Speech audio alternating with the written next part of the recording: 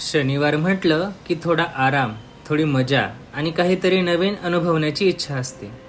यावेळी आम्ही मित्रांनी ठरवलं आणि नाशिकमधील पांडवलेनी ट्रेकला जाण्याचा प्लॅन केला.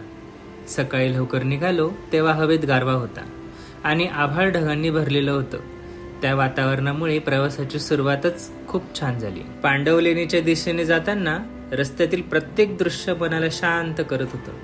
दोन्ही बाजूंनी हिरवेगार झाडं, पावसामुळे फुटलेली नवी पालवी आणि ओल्या मातीचा सुगंध, हा सगळा अनुभव वेगळ्याच जगात घेऊन जाणारा होता. शहरातील धावपळ काही वेळासाठी मागे पडली आणि फक्त निसर्ग आणि आम्ही इतकंच उरलं. ट्रेक सुरू झाल्यानंतर प्रत्येक पावलासोबत निसर्गाचं रूप बदलताना दिसत होतं. कुठे धुक्याने झाकलेले डोंगर, कुठे आभाळात वेगाने धावणारे ढग, तर कुठे शांतपणे उभे असलेले मोठे दगड. चालताना थोडा थकवा जाणवत होता, पण मित्रांसोबतच्या गप्पा आणि चेष्टा मस्करीमुळे तोही कळत नव्हता.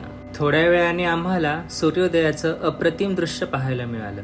आभाळात हळूहळू पसरणारा प्रकाश, ढगांच्या फटीतून येणारी सूर्यकिरणं आणि त्या क्षणी निर्माण झालेली शांतता. तो क्षण कॅमेऱ्यात कैद झाला, पण मनात मात्र कायमचा साठून राहिला. वर पोहोचल्यावर दिसणारं दृश्य म्हणजे त्या पूर्ण प्रवासाचं बक्षीसच होतं.